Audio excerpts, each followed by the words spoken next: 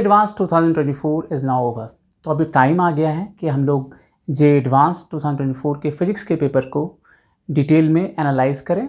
तो आज के वीडियो में हम लोग जे एडवांस 2024 के फिज़िक्स का जो पेपर 1 है उसको डिस्कस करेंगे इन डिटेल।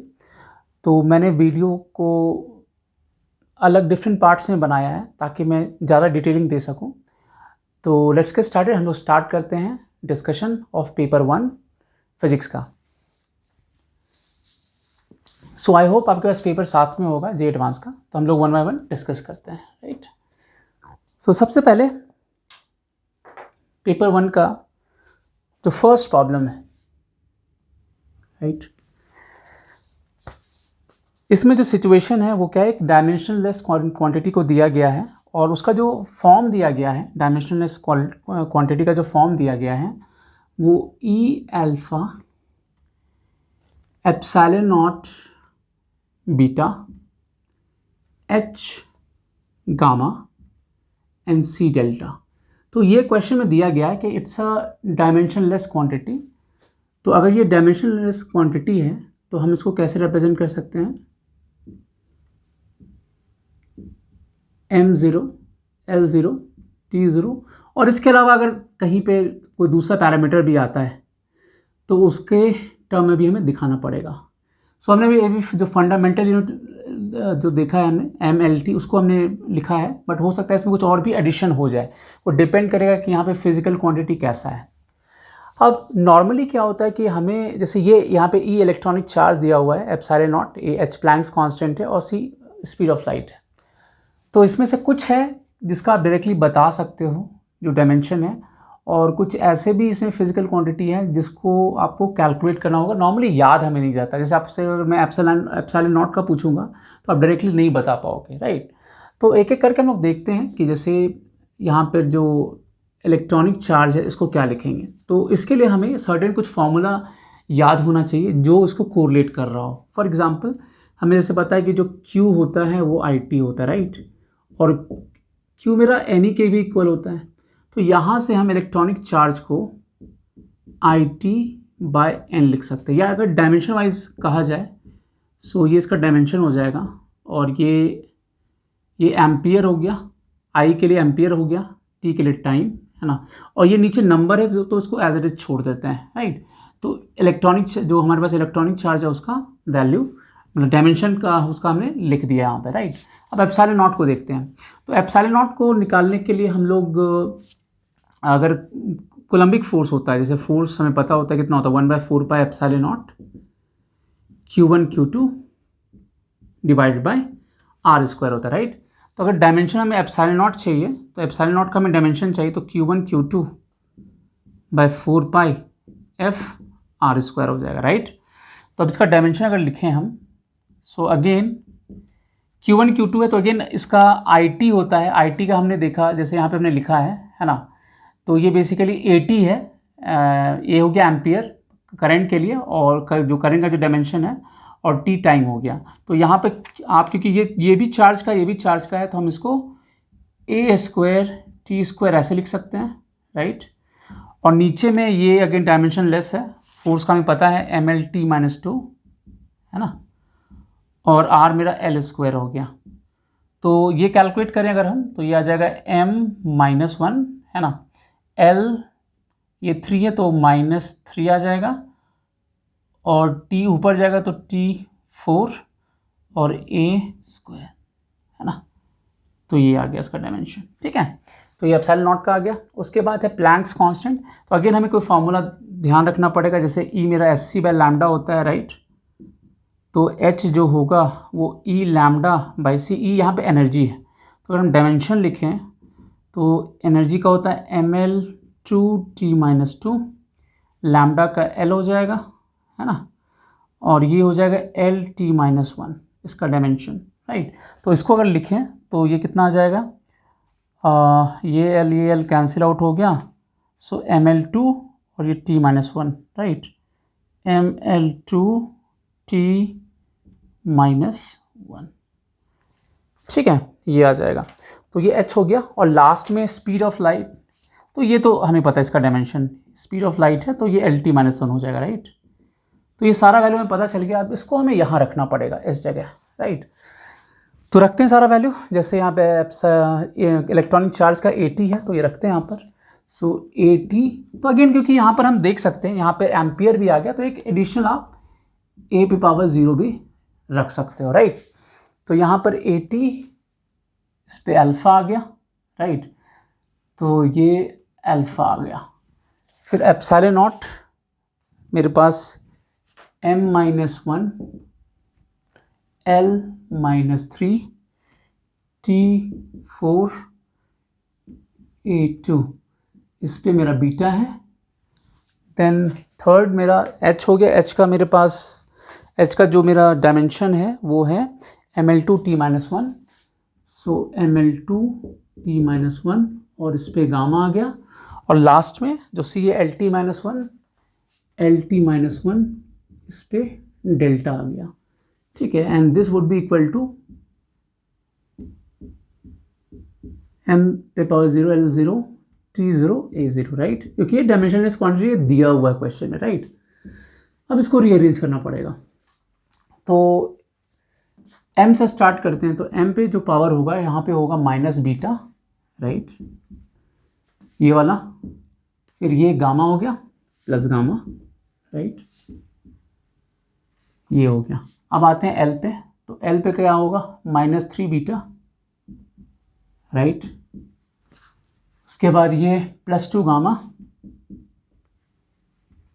और यहाँ पे डेल्टा, सो प्लस डेल्टा। फिर t पे आते हैं, है ना। तो ये l हो गया। अब t पे देखते हैं। तो t पे क्या होगा, t पे होगा अल्फ़ा, है ना। फिर t पे पावर +4 बीटा और t पे पावर माइनस गामा, है ना, और यहाँ पे माइनस डेल्टा, राइट। और a पे आते हैं। तो a पे क्या हो जाएगा, a पे पावर अल्फ़ा, a पे पावर +2 बीटा, राइट। एंड इसको कंपेयर करना हमें राइट हैंड साइड से। राइट हैंड साइड में मेरे पास m0 L0 T0 A0 है, राइट। सो ऑफ कोर्स मेरे पास अगर कंपेयर करेंगे दोनों तरफ तो माइनस बीटा प्लस गामा 0 आ गया। तो यहाँ से क्या हुआ कि beta is equal to gamma. यहाँ पे क्या होगा -3 बीटा +2 गामा प्लस डेल्टा, ये 0 के इक्वल हो जाएगा। अब क्योंकि यहाँ पे बीटा और गामा सेम है इस जगह, राइट, बीटा और गामा सेम है, तो -3 बीटा या -3 गामा बोले, राइट। तो यहाँ पर हम लिख सकते हैं -3 गामा +2 गामा प्लस डेल्टा 0 हो गया। तो आप देख सकते हो यहाँ से गामा जो होगा वो डेल्टा के इक्वल आ गया। So basically gamma delta equal है और बीटा गामा के इक्वल है। तो beta is equal to gamma is equal to delta, ये आ गया। अब लास्ट में कंपेयर करें यहाँ पे अल्फ़ा प्लस 2 बीटा, तो अल्फ़ा प्लस 2 बीटा जो है ये 0 के इक्वल है। तो यहाँ से जो अल्फ़ा आया मेरा -2 बीटा हो गया, राइट। सो यहाँ पर आप देख सकते हो जो अल्फ़ा है वो -2 बीटा है, राइट। और फिर बीटा गामा डेल्टा तीनों ही सेम है। तो अगर हम ऑप्शन से कंपेयर करें, जैसे हमारे पास यहाँ पर जो ऑप्शन है, तो पहला ऑप्शन है, यहाँ पे जो पहला ऑप्शन है वो 2n -n है, राइट। जो दूसरा ऑप्शन है वो n -n -2n है। तो तीसरा ऑप्शन है n -2n है। और जो चौथा ऑप्शन है 2n -2n। सो इसमें आप देख सकते हो कि जो सेम वैल्यू है वो कहाँ पे आ रहा है। मेरे पास जो बीटा गामा डेल्टा है वो सेम है ना। सो बीटा गामा डेल्टा कहाँ पर सेम हो रहा है, इस ऑप्शन ए में हो रहा है। और अल्फ़ा ट्वाइस उसका वैल्यू है विथ नेगेटिव साइन। तो क्योंकि यहाँ पे -n है तो यहाँ पे क्या होगा, ये पॉजिटिव वैल्यू हो जाएगा। तो अगर ये -n रखोगे यहाँ पे आप तो ये पॉजिटिव वैल्यू होगा। तो इसका जो करेक्ट आंसर है ऑप्शन ए, ठीक है। हम लोग मूव करते हैं सेकेंड क्वेश्चन की तरफ। तो ये थोड़ा सा टाइम टेकिंग प्रॉब्लम था ये, राइट। अगर आपको डायमेंशन याद है अगर, तब ये आसानी से बन जाएगा, जल्दी बन जाएगा। अदरवाइज आपको डायमेंशन पहले डिराइव करना पड़ेगा और फिर फाइनली कंक्लूड करना पड़ेगा। तो मोस्ट ऑफ द केसेस में डायमेंशन याद नहीं रहता है ना। स्पेशली वो उस वैल्यू का जो जैसे एप्सिलॉन नॉट हो गया डायरेक्टली याद नहीं रहता है, तो हमें यहाँ पे डिराइव करना पड़ेगा। और अगर याद है तो बहुत अच्छी बात है।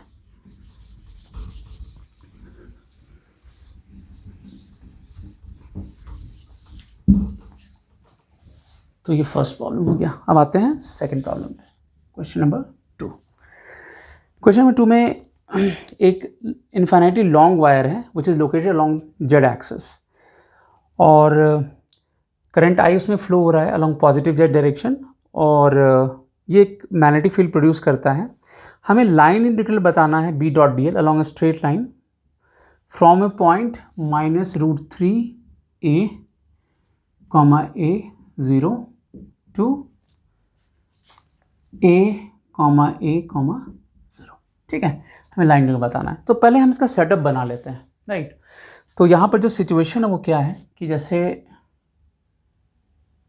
इधर x है, इधर y है, और इधर अगर z इस तरफ लेते हैं तो इस डायरेक्शन में है ना, इधर करंट फ्लो हो रहा है, इस तरफ करंट मेरा फ्लो हो रहा है, तो इधर पॉजिटिव डायरेक्शन में। तो हम फॉर सेक ऑफ सिंप्लिसिटी इसको सिंपली ऐसे दिखा सकते हैं कि ये जो करंट है आउट ऑफ द प्लेन आपकी तरफ आ रहा हो, राइट।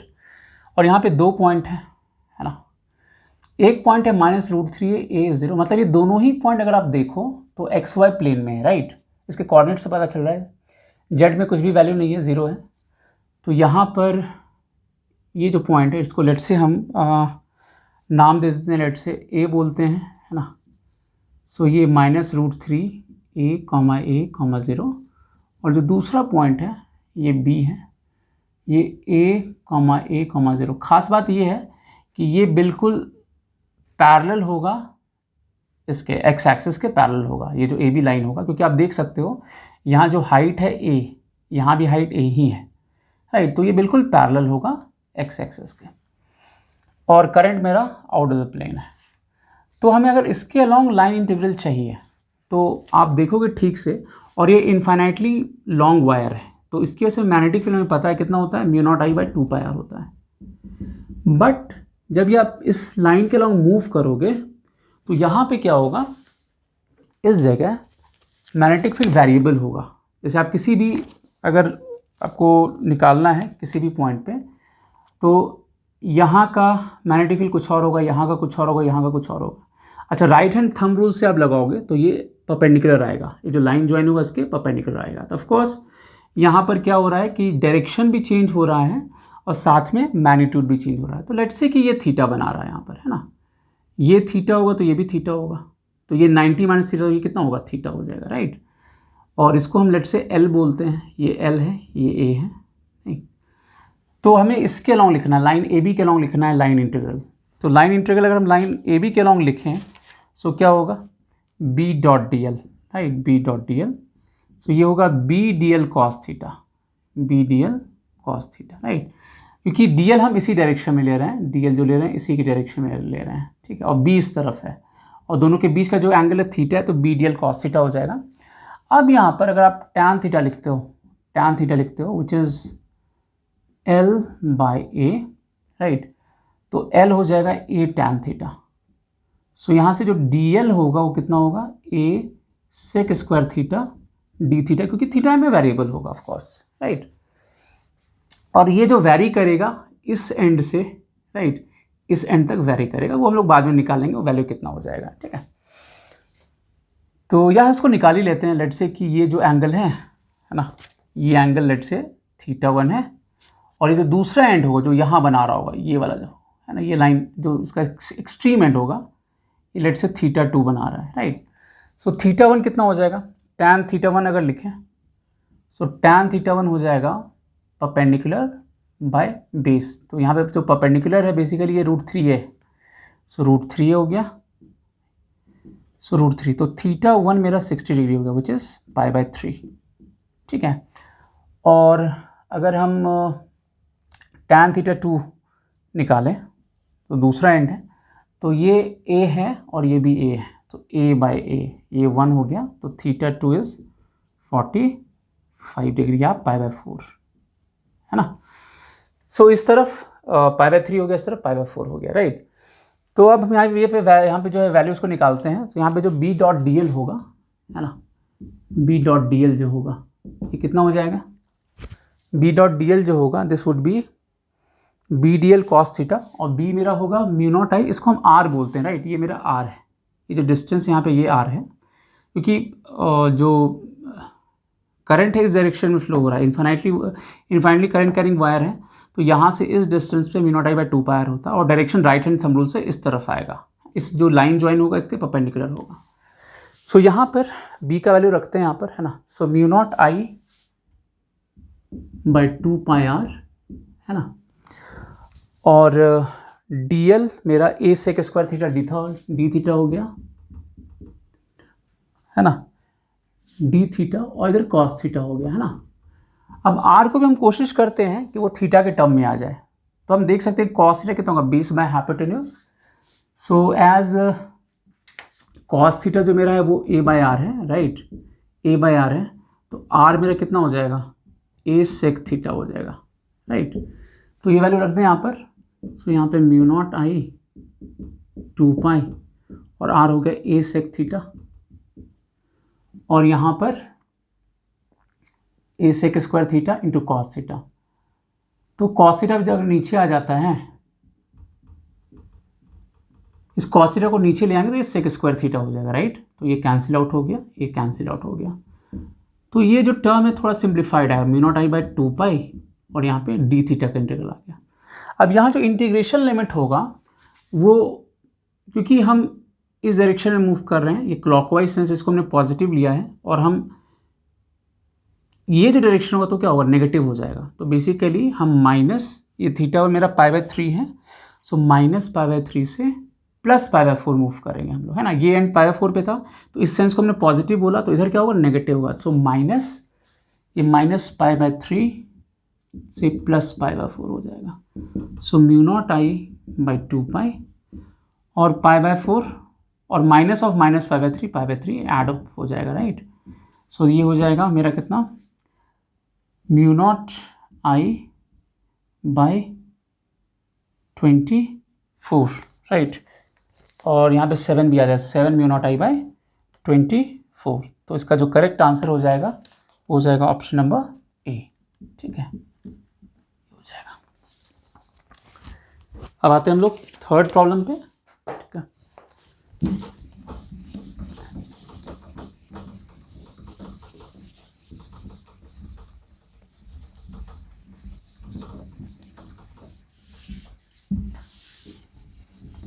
थर्ड प्रॉब्लम जो है वो SHM का प्रॉब्लम है ना, और आसानी प्रॉब्लम, थोड़ा सा सोचना है इसमें, ठीक है। सो थर्ड प्रॉब्लम को हम देखते हैं।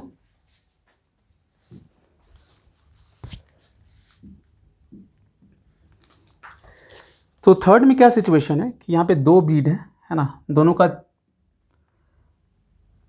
चार्ज Q है और मास M है ना, +Q इसको ले लेते हैं, यहाँ भी +Q है, ठीक है।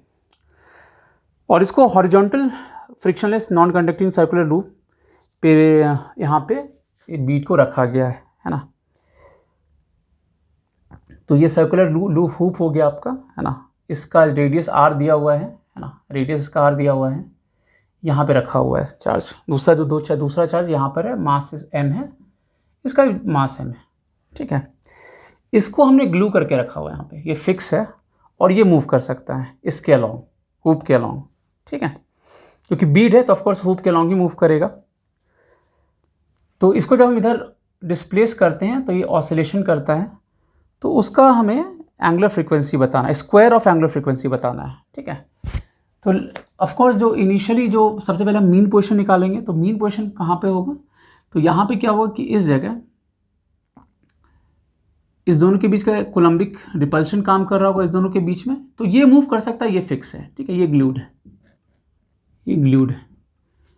तो यहाँ पे इलेक्ट्रोस्टैटिक रिपल्शन काम कर रहा है जो कि नॉर्मल से बैलेंस होगा, ठीक है।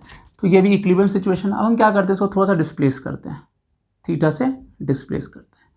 तो क्योंकि ये सर्कुलर हुप है तो हमें प्रॉपर्टी पता है, अगर ये थीटा होगा तो ये कितना हो जाएगा, θ/2 हो जाएगा, राइट। बट सिचुएशन क्या चेंज हो जाएगा, यहाँ पर अगर देखें तो कोलम्बिक फोर्स जो होगा अब इस लाइन के लॉन्ग काम करेगा, है ना। बट नॉर्मल फोर्स तो टुवर्ड सेंटर ही काम करेगा, तो सर्कल का सेंटर होगा नहीं। तो अभी क्या हुआ, पहले क्या हो रहा था कि ये दोनों अलाइन था, इसको एन नॉट बोले, अब ये एन हो गया। अब ये दोनों अलाइन था, नॉर्मल फोर्स और ये electrostatic force.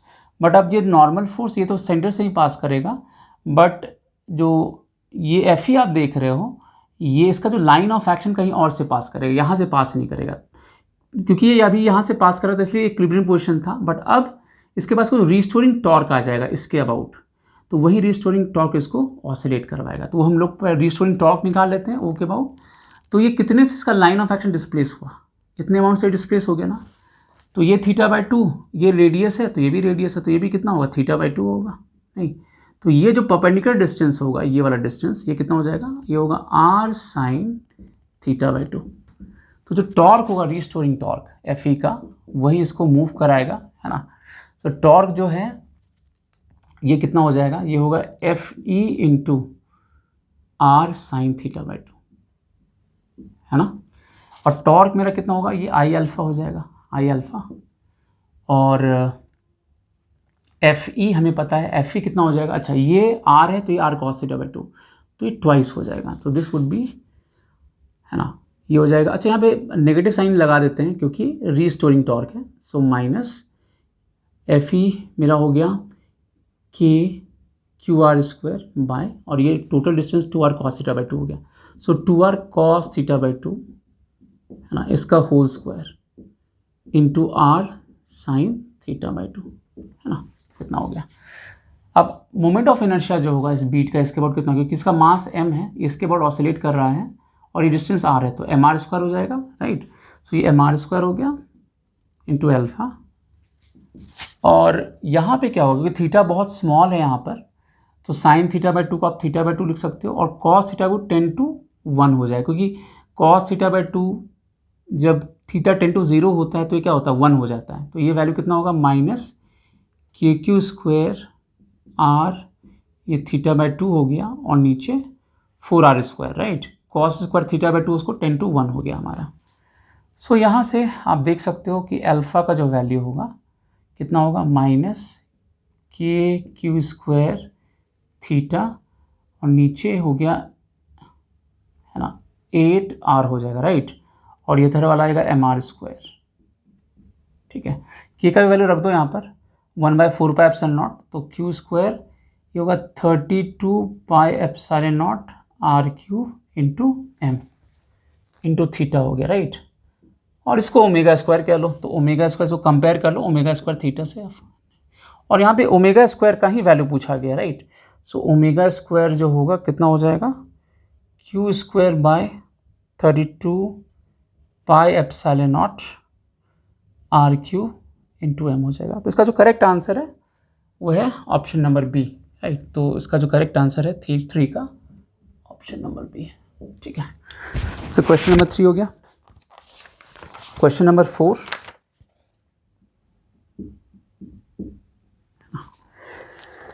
So question number 4 में क्या है कि एक ब्लॉक है 5 kg का, and it is moving along x direction, और इस पर जो फोर्स लग रहा है उसका वैल्यू दिया हुआ है। तो फोर्स का जो वैल्यू दिया हुआ है वो है -20x + 10 न्यूटन, राइट। और t=0 पे ये रेस्ट में दिया हुआ है, t=0 पे, है ना, ये रेस्ट में है, मतलब इसका वेलोसिटी 0 है ना। और जो पोजीशन है वो है 1 मीटर, ठीक है। तो पोजीशन और मोमेंटम पूछा गया है, t = π/4 सेकेंड पे कितना होगा, राइट। तो अब इसमें नॉर्मली गलती क्या होती है, जैसे अगर आप काइनेमेटिकल इक्वेशन लगाओगे तो भी आ जाएगा, बट टाइम ज़्यादा लगेगा। पर आप इसको ठीक से कंपेयर करो तो ये जो इक्वेशन है ये SHM के इक्वेशन से मैच कर रहा है। वो भी कौन सा इक्वेशन, जहाँ पे शिफ्ट ऑफ ओरिजिन होता है। अगर ओरिजिन मेरा ओरिजिन के अबाउट अगर होता तो f = -kx का फॉर्म होता। अगर -kx प्लस समथिंग है, सम कांस्टेंट है, तो यहाँ पे क्या होता है, शिफ्ट ऑफ ओरिजिन होता है। सो बेसिकली यहाँ जो फॉर्मेट होता है वो क्या होता है, -k × x - x0, ये फॉर्मेट आ जाता है जब शिफ्ट ऑफ ओरिजिन होता है, जब 0 के अलावा x = 0 अगर मीन पोजीशन ना होके कोई दूसरा पॉइंट होता है। जैसे यहाँ पर मीन पोजीशन क्या होगा, x0 होगा, राइट। तो अगर आप इससे कंपेयर करो तो ये -kx हो गया + kx0 हो गया, नहीं। तो यहाँ पे कंपेयर करो तो k का वैल्यू 20 आ गया, और के एक्स नॉट जो है यहाँ पे 10 है, तो यहाँ से कंक्लूजन क्या आ गया कि 10 इंटू एक्स नॉट, ये सॉरी ये 20 है ना, 20 इंटू एक्स नॉट ये 10 के इक्वल, तो एक्स नॉट मेरा कितना आ गया, ये आ गया 0.5 मीटर। ठीक है, तो हमारे पास मीन पोजीशन आ गया। तो अब सिचुएशन क्या है, एक्स मेरा 0 यहाँ पर है, एक्स इक्वल टू 0.5 जो कि मेरा मीन पोजीशन है वो कहीं यहाँ पर है, राइट। और x इक्वल टू 1 जो है यहाँ पर वेलोसिटी 0 दिया हुआ है। तो आप ठीक से देखो तो ये कौन सा पोजीशन होगा, एम्पलीट्यूड पोजीशन हो जाएगा, राइट। तो यहाँ से जो एम्पलीट्यूड का वैल्यू है वो कितना आ गया 0.5 मीटर। तो इतना ही बैकवर्ड भी होगा, तो ये जो माइनस से वाला जो पार्ट होगा यहाँ क्या होगा, इसके इस तरफ होगा, नहीं तो ये क्या होगा 0.5 मीटर हो गया, नहीं ये राइट साइड का एम्पलीट्यूड हो गया, ये लेफ्ट हैंड साइड का एम्पलीट्यूड हो गया। ठीक है, तो अब यहाँ से आपसे पूछा गया है ना। अच्छा, यहाँ से के जो होता है हमें पता कितना होता है, एम ओमेगा स्क्वायर होता है, राइट। तो यहाँ से ओमेगा स्क्वायर हो जाएगा के बाय एम, के हमें पता है कि मेरा 20 है, एम यहाँ पर 5 दिया हुआ है, मास जो है 5 kg दिया हुआ है, तो 4 हो गया। सो ओमेगा मेरा 2 हो गया, तो 2 पाई बाई टी जब आप करोगे तो टी का वैल्यू पाई हो जाएगा। तो इसका जो टाइम पीरियड ऑसिलेशन है कितना है, पाई सेकेंड आया है।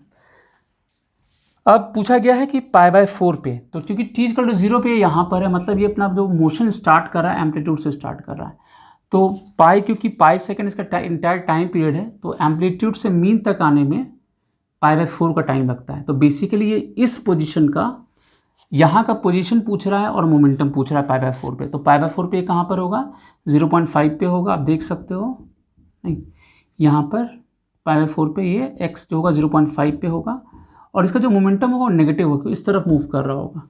सो जो मोमेंटम होगा वो माइनस एम लिखेंगे, जो कि मीन पोजीशन का वेलोसिटी हो गया। सो माइनस एम, अब ये क्या मीन पे क्या होता है, मैक्सिमम वेलोसिटी तो ओमेगा इंटू ए होता है।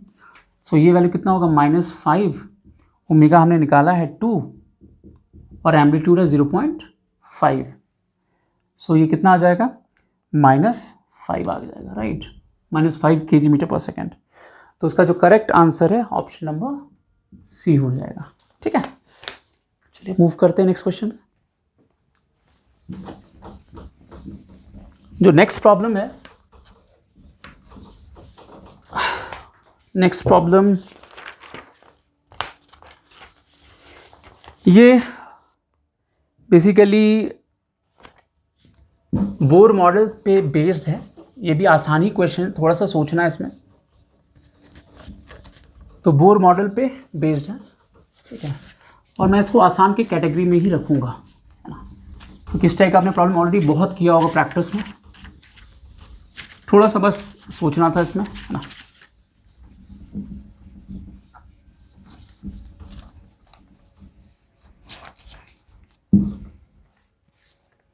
तो यहाँ पे क्या हो रहा है, क्वेश्चन नंबर 5,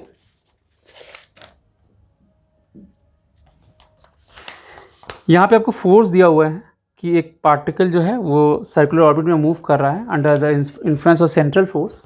इस सेंट्रल फोर्स का वैल्यू दिया हुआ -kr, है ना, और इसके कॉरेस्पॉन्डिंग जो पोटेंशियल एनर्जी है ना, यहाँ पे r जो है रेडियल डिस्टेंस है फ्रॉम ओरिजिन, और इसके कॉरेस्पॉन्डिंग जो पोटेंशियल है वो दिया हुआ है kr²/2 दिया हुआ है। ठीक है, और इसमें लिखा हुआ है क्वेश्चन में कि जो बोर क्वांटाइजेशन रूल है उसको फॉलो करना है हमें, और यहाँ पे v और e स्पीड दिया हुआ, टोटल एनर्जी दिया हुआ है। तो ये तो पोटेंशियल एनर्जी है, इसके अलावा काइनेटिक एनर्जी भी आएगा हमारे पास, तो वो दोनों मिला के टोटल एनर्जी होगा, जिसका वैल्यू e दिया हुआ है यहाँ पर। ठीक है, और v स्पीड है। तो यहाँ पर फिर यहाँ पे मल्टी ऑप्शन, यहाँ पे मल्टी करेक्ट है, तो एक से ज़्यादा यहाँ पे सही हो सकता है। तो हम लोग एक एक करके देखते हैं, है ना। तो जैसे ये तो क्या हो गया मेरा पोटेंशियल, ये मेरा पोटेंशियल एनर्जी हो गया, नहीं पोटेंशियल एनर्जी हो गया। अब काइनेटिक एनर्जी निकालेंगे, क्या करना पड़ेगा, अब क्योंकि सर्कुलर पाथ में मूव कर रहा है यहाँ पे पार्टिकल, तो F को हम क्या लिखेंगे, mv²/r, नहीं ये kr के इक्वल है, राइट। नेगेटिव साइन यहाँ पे बेसिकली अट्रैक्शन को बता रहा है, तो mv²/r यहाँ पे kr के इक्वल होगा। सो यहाँ से v जो होगा वो कितना हो जाएगा, ये होगा kr²/m, है ना। तो यहाँ पर है ना v² अगर बोले हम तो kr²/m हो जाएगा। ठीक है, सो जो काइनेटिक एनर्जी होगा कितना होगा, ½ mv², ये वैल्यू रख दें यहाँ पर, तो v² kr²/m हो जाएगा। तो ये kr²/2 आ गया।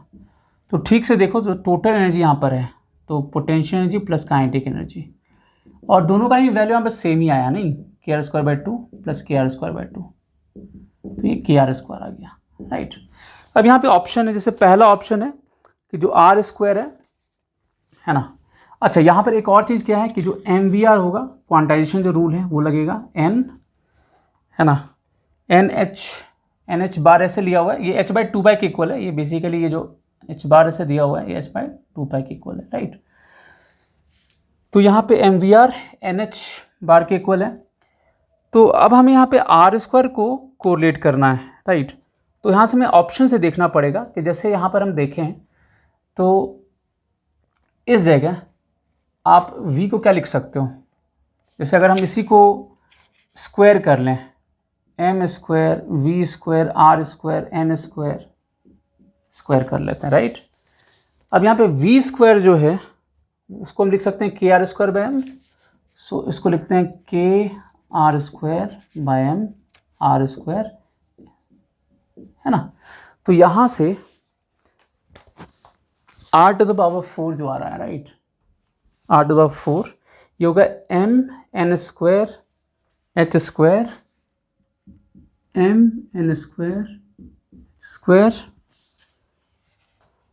और नीचे KM², ये आ गया, राइट। और यहाँ पर हम देख सकते हैं, इसको अगर हम फिर से रीअरेंज करें तो N² ये KM हो जाएगा, तो यहाँ से R² का वैल्यू कितना आ जाएगा, ये हो जाएगा NH और MN², तो यहाँ पे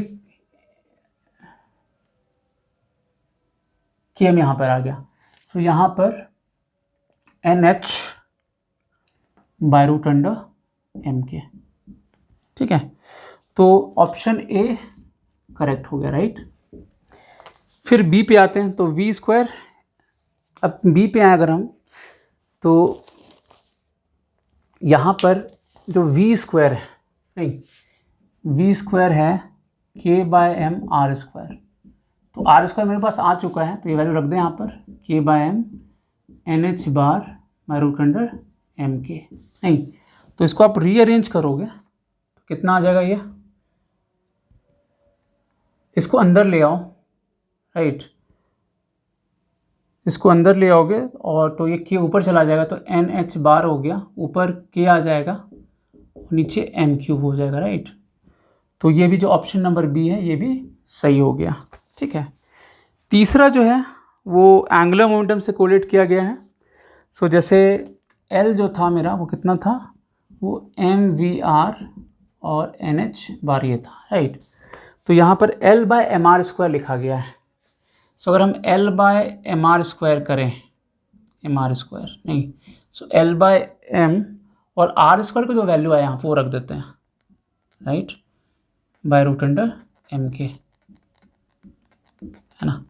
सो ये कितना हो जाएगा, इसको आप रीअरेंज करोगे, है ना, तो रीअरेंज करोगे तो कितना आ जाएगा इसका वैल्यू, और L मेरा MVR है, राइट, ये मेरा MVR है। तो आप यहाँ पे क्या करो कि MVR लिख लो यहाँ पे, है ना। तो इससे क्या हो गया, MM कैंसिल आउट हो गया और नीचे एक काम करते हैं, R² को एज इट इज छोड़ देते, तो बेसिकली ये V/R आ गया, नहीं। अब इंडिविजुअली हमें V भी पता है और R भी पता है, वो वैल्यू रख दें यहाँ पर हम लोग। सो अगर वो वैल्यू रख दें तो कितना आ जाएगा, V/R अगर हम देखें तो V मेरा आ गया कितना, तो यहाँ से V² का वैल्यू हमें पता है, तो V मेरा कितना आ जाएगा और V/R, नहीं। सो आप देख सकते हो कि जो R का वैल्यू आया था हमारे पास, नहीं, यहाँ पर, तो अगर हम इसको ऐसा करते हैं कि L/mr² का होल स्क्वायर करें, राइट, तो ये आ जाएगा V²/R² आ जाएगा, राइट। और ये दोनों ही वैल्यू हमें पता है यहाँ से, V² मेरा कितना था NH/√K/M³ और नीचे जो R² था वो NH/√MK, तो ये कैंसिल आउट हो गया, तो √K/M³ into root under m के, है ना। तो ये वैल्यू कितना आ जाएगा यहाँ से, सो रूट अंडर ये आ जाएगा के स्क्वायर बाय एम स्क्वायर, नहीं, सो बेसिकली ये आ जाएगा रूट अंडर ये के बाय एम आ जाएगा, राइट। और हमसे जो पूछा गया L by M R square का वैल्यू पूछा गया है, सो ये root under K by M आ जाएगा, right. So option number C भी मेरा सही हो गया। और जो लास्ट ऑप्शन है आप देख सकते हो, ये जो लास्ट ऑप्शन आया हमारे पास ई, तो ई का वैल्यू के आर स्क्वायर था, तो यहाँ अगर वैल्यू रखोगे आर का, तो आर स्क्वायर का वैल्यू हमें n h bar by root under m k रखते हैं, राइट। तो ये जो वैल्यू आएगा ये आएगा root under K by M N h बार, और यहाँ जो ऑप्शन दिया गया एन एच बाय 2 है, तो ये गलत हो गया, तो ऑप्शन नंबर डी मेरा गलत हो गया, राइट। तो यहाँ जो करेक्ट आंसर होगा 5 का वो होगा ए बी सी हो जाएगा, ठीक है। हम लोग मूव करते हैं 6 क्वेश्चन की तरफ। 6 क्वेश्चन में बेसिकली 6 क्वेश्चन वेव पे बेस्ड है, वेव्स ऑन स्ट्रिंग के कॉन्सेप्ट पे बेस्ड है। लेकिन ये भी अगर आपने प्रैक्टिस किया होगा, प्रॉब्लम पीवाईक्यूज अच्छे से प्रैक्टिस किया होगा, तो ये आराम से बन जाएगा। बेसिक जो कॉन्सेप्ट है इस टाइप का प्रॉब्लम पूछा जा चुका पहले से, थोड़ा सा बस अपने फ्रंट पे सोचना है, बट इसको मैं आसान ही बोलूँगा इस प्रॉब्लम को, राइट। और वे पे बेस्ड जो क्वेश्चन रहता है नॉर्मली बन जाता है अगर आपका थ्योरेटिकल क्लैरिटी हो, ठीक है। सो क्वेश्चन नंबर 6 में क्या है, सिचुएशन जो है वो क्या है कि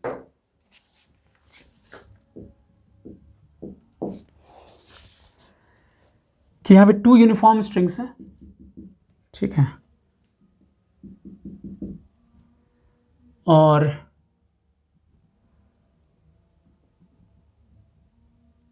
अलग अलग लीनियर मास डेंसिटी है दोनों स्ट्रिंग का, ठीक है।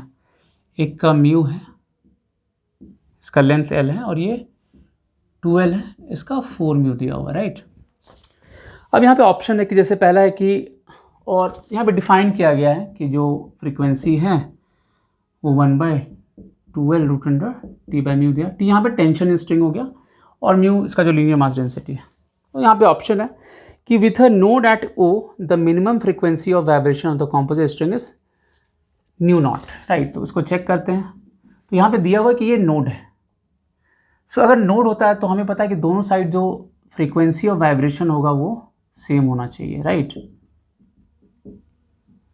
So left hand side right hand side जो फ्रीक्वेंसी ऑफ वाइब्रेशन है वो सेम होगा। लेट्स से कि यहाँ पर जो mode of vibration N1 mode में है, तो यहाँ पे N1/2l root under T by mu, और राइट साइड में क्या लिखेंगे N2 बाय यहाँ पे 2l है, 2 × 2l हो जाएगा, and root under T by यहाँ पर म्यू था, यहाँ पे 4 म्यू है, राइट, ये 4 म्यू हो जाएगा।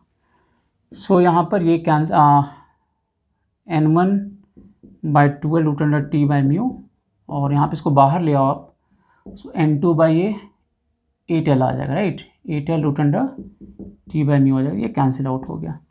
सो यहाँ से जो N2 होगा ये आ जाएगा 4N1 के इक्वल, राइट, 4N का आ जाएगा। तो मतलब यहाँ पर क्या हुआ कि अगर ये N1 मेरा 1 हो गया तो N2 कितना होगा, 4 होगा, ठीक है। तो यहाँ पर बोला है कि with no date the minimum frequency of vibration of the composite spring is nu naught, right. तो न्यू नॉट पॉसिबल हो जाएगा ना, N1 अगर हम 1 रखेंगे इस जगह 1 रखेंगे, सो ऑफकोर्स N1 मेरा अगर 1 हो गया तो F जो होगा लेफ्ट हैंड साइड का जो आ रहा है मेरा, और राइट हैंड साइड दोनों सेम ही होगा, तो 1/2l root under T by mu, और ये F नॉट दिया हुआ है, न्यू नॉट दिया हुआ है, राइट, न्यू नॉट दिया, तो ये सही हो गया, तो ऑप्शन ही मेरा सही हो गया, ठीक है। फिर ऑप्शन बी है with an anti node at O the minimum frequency of vibration of the composite string is 2 nu naught. इसको चेक करते हैं। अब यहाँ पे एंटी नोड होना है, तो अगर एंटी नोड होगा तो अगेन फ्रीक्वेंसी ऑफ वाइब्रेशन तो सेम ही होगा, एफ लेफ्ट एफ राइट होगा। सो यहाँ पर 2n1-1/4l root under T by mu, अगर एंटी नोड बनता है तो ये आ जाता है ना फॉर्मेट, और इसका लेट से मोड ऑफ वाइब्रेशन N2 है, सो ये 4l root under T by कितना होगा, 4 म्यू हो जाएगा, राइट। सो 4 × 2l होगा, इसका जो लेंथ है वो 2l दिया होगा, राइट। सो यहाँ पर 2n1-1 4l root under T by mu is equal to 2n2-1 8L और ये बाहर में 2 कर लें तो root under T by mu हो गया, राइट। ये कैंसिल आउट हो गया। सो यहाँ से 2n1 minus 1 by 2n2 minus 1, इसका रेशियो अगर हम देखें तो ये 16 है, ये 4 है, तो ये 1/4 हो जाएगा। अब यहाँ पे ऐसा कोई भी वैल्यू नहीं जो इसको सेटिस्फाई कर सके, आप चेक कर सकते हो, आप कोई भी वैल्यू रखो यहाँ पर, ये इसको सेटिस्फाई नहीं करेगा। जैसे अगर यहाँ पे 1 रखें, यहाँ पे लेट से 2 रखें तो 1/3 होगा, राइट। तो ये बेसिकली आप ऑड है ना, ये तो ऑड वैल्यू होगा, ये भी ऑड वैल्यू है, यहाँ पे 1/4 इवन है, तो ये पॉसिबल नहीं है, राइट। तो बी मेरा गलत हो जाएगा, मतलब ऐसा वाइब्रेशन पॉसिबल ही नहीं हो पाएगा, यहाँ पे एंटी नोड पॉसिबल नहीं होगा। फिर है कि when the composite string vibrates at the minimum frequency with a node at O it has 6 nodes. तो ये जैसे तीसरा पार्ट अगेन जो है वो ऑप्शन ए से रिलेटेड है, इसमें लिखा हुआ है कि नोड एट ए, तो ऑप्शन ए भी नोड ए था। तो अगर ये थर्ड पार्ट अगर हम देखें तो थर्ड पार्ट में क्या हो रहा था, मेरा जो मिनिमम वाइब्रेशन था अगर ये 1 था तो ये इसको 4 होना है। फॉर दिस टू हैपन जो मेरा लूप्स बनेगा वो कैसा बनेगा, यहाँ पर एक सिंगल लूप बनेगा और यहाँ पे फिर 4 लूप बनेंगे, राइट। तो टोटल नोड कितना हो, यहाँ पे एन नोड्स को भी काउंट करना है, तो 1 2 3 4 5 6, तो इसका जो आंसर है 6 वो सही है, तो ऑप्शन सी भी सही हो गया। और जो लास्ट पार्ट है, no vibration mode with an anti node at O is possible for the composite string, ये ऑलरेडी हम लोग जो पार्ट बी है उसमें डिस्कस कर चुके हैं। तो यहाँ पे लिखा है कि पॉसिबल नहीं है, अगर वो मेरा एंटी नोड है तो कोई भी वाइब्रेशन मोड पॉसिबल नहीं है, तो ये भी सही हो गया। तो इसका जो करेक्ट आंसर है वो है ACD, ठीक है। So that's all for this video, हम लोग फिर मिलेंगे नेक्स्ट वीडियो में आगे के प्रॉब्लम के